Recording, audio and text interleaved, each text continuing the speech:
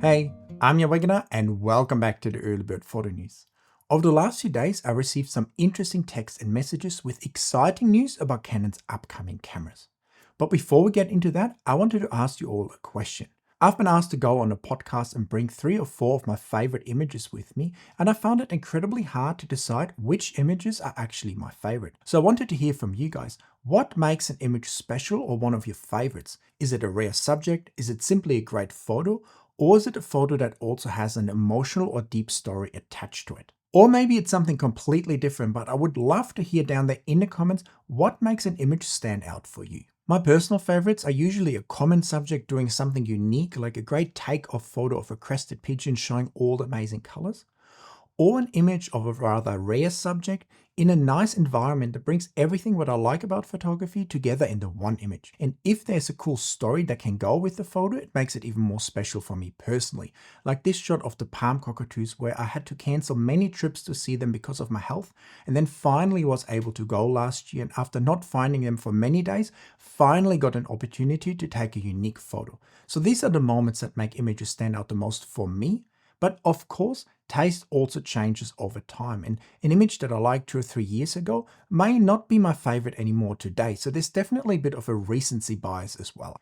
Over the last few days, I've also been photographing a lot more with Nikon 600mm PF lens. It's just so nice and light. The Z8 and also the Z6 III. And I must say, this is a very capable and fun combo because it's just so light and still gives me fantastic image quality and great stable videos, which I really value in the field. For some reason, when I'm photographing with Nikon, I somehow end up shooting silhouette shots or interesting creative kind of shots, and this time around was no exception. First, a little while ago, I captured a beautiful kookaburra that was rim-lit and backlit with a dark background in my backyard. The other day, I captured that beautiful spotlight white-headed pigeon. And then I also captured this interesting looking great egret that was in the low sunset, and I was able to put the dark mangrove background right behind it, giving me the beautiful outline around the bird. And when the conditions are right, achieving these images are actually really easy. You just need to position yourself in a way towards the sun that the whole outline of the bird is nicely lit, and then just underexpose the images a lot so that you have a bright outline and the rest of the image essentially being black. And in those cases, normally you don't also need to do too much editing. In this case, I pulled back the shadows, I added more black to the image, added dehaze, and then I also lifted the highlights to make the outline of the bird shine a little bit more. And if you want me to show you more of these techniques and many more that will have a dramatic impact on the final look of your raw images, I would recommend that you check out my Lightroom and Next Generation Photoshop masterclasses.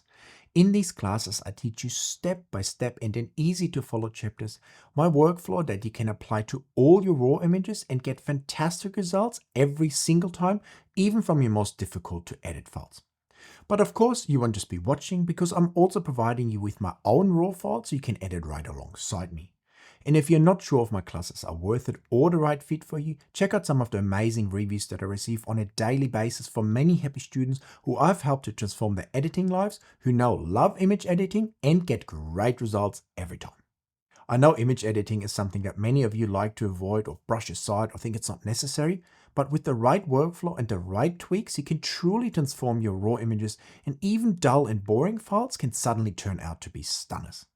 So if you're fed up with not knowing how to edit your images or how to get the best results from them, my masterclasses will be a great starting point to get you on your way, because I know they will help you a lot to develop that crucial workflow and get great results that will make you very happy.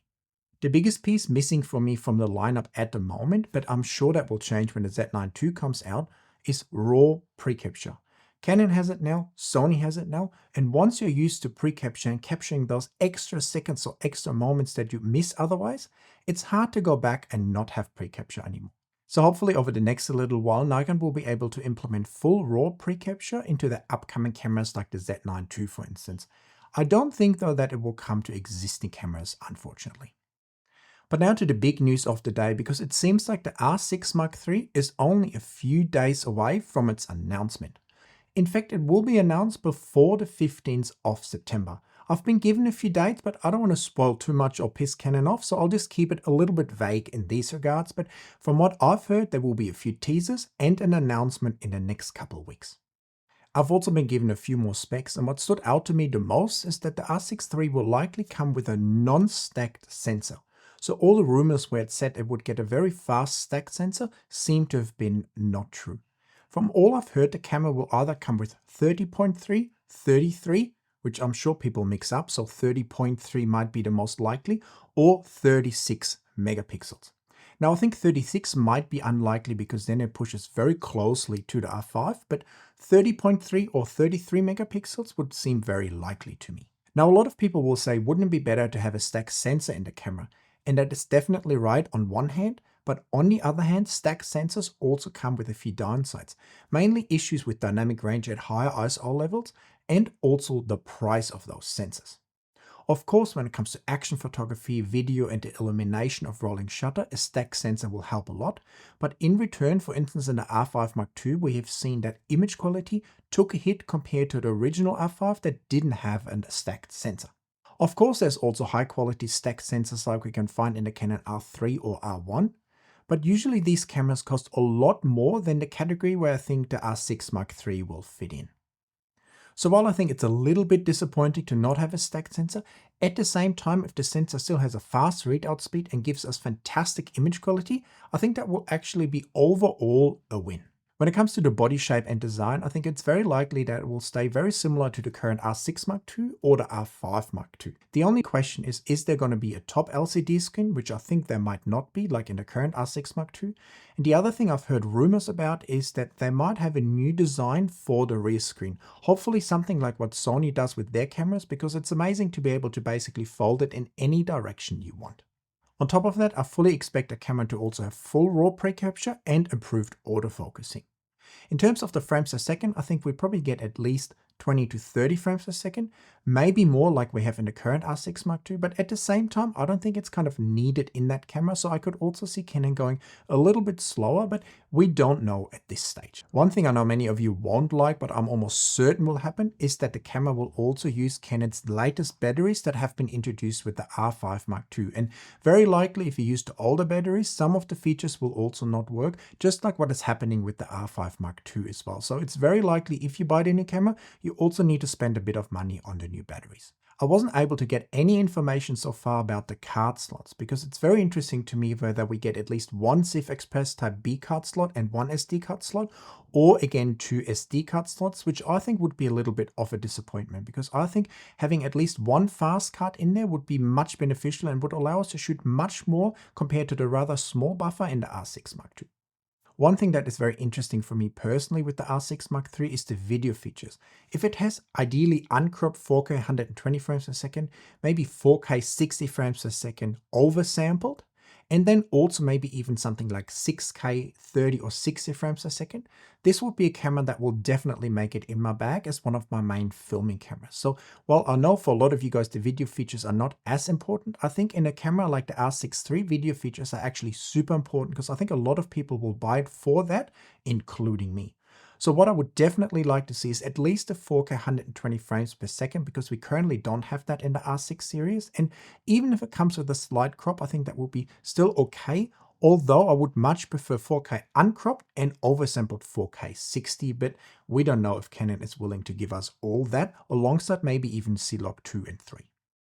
So all in all, it seems like the R6 III is shaping up to be a fantastic camera and a true competitor to the R5 Mark II as well. So while we still have to wait a little bit for an announcement to hear all the specs of the camera, and then hopefully I'll also get a camera to make a review for you guys, I think this camera sounds amazing also for nature photography. And one drawback of the R6 II was always the just 24 megapixels, whereas if the R6 III now pushes into the 30 megapixels with a relatively fast sensor, fantastic image quality and good video features and autofocus, I think this could be a very compelling camera that many people would love to use. So is the R6 III camera for you, and does it make a difference whether it would be 30 or 36 megapixels? Are you saying you're going to buy one very likely, or are you going to stick with your R5 or R6 Mark II for instance? And now to another exciting camera that I know a lot of you guys are looking forward to, the R7 Mark II. Because this week Canon Rumors posted an article where they apparently have also been given a photo of the camera in the wild. So some of the specs that you're hearing now are very likely to be true. Now it seems like the camera is still a little while out. 4 to 6 months is what Canon rumor said. And like I told you before, my sources haven't heard about the camera at all, so it's unlikely that the release is imminent, but we never know. But if it comes out in the next 4 to 6 months, that's definitely something to look forward to.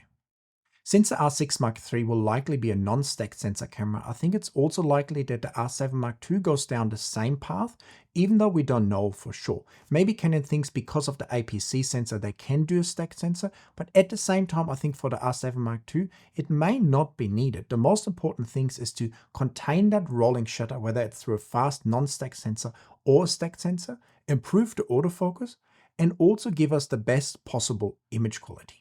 I know something that will divide people about the R7 Mark II is the size and shape of the body, but it sounds like by all accounts that the camera will move into a larger size body with a more conventional layout similar to what we might find in the R6 or R5 series, which I personally think is nice because if you want to use the camera as a second or third body, for instance, it's much easier for your fingers to have the buttons and dials all in the same spots rather than having them in different spots, even though the spot of the R7 is not necessarily a bad one. Additionally, Canon rumors mentions that we likely get a different rear LCD screen design, and if the R6 Mark III, for instance, has a new design, I would expect basically all new cameras to have that design.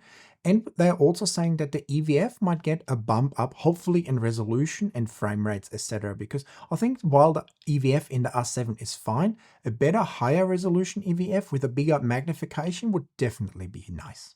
And lastly, they say there's likely no top-down LCD screen on the camera, but I think in a camera like the R7 that is to be expected because Canon so far really only has that in the R1, R3 and R5 series.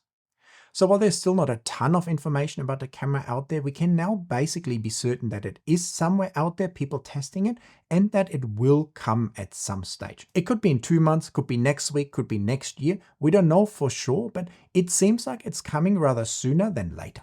Of all the things I've mentioned, would you be happy with an R7 Mark II, and what are the key features for you that you think that camera has to have?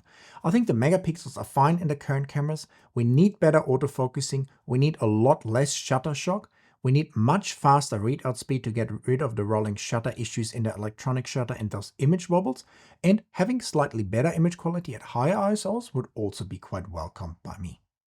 Now, the one thing I know a lot of people will not like again is that I'm sure that camera will also then use the latest batteries. And on that note, I think it's time for me to wrap up today's early bird photo news. I hope you enjoyed it. Let me know all your thoughts about the new cameras in the comments. Share what makes an image special for you. Give me a thumbs up for the video. Check out my channel membership and masterclasses. And of course, hit that subscribe button so we can grow our community. And I will see you in another video very soon. Bye.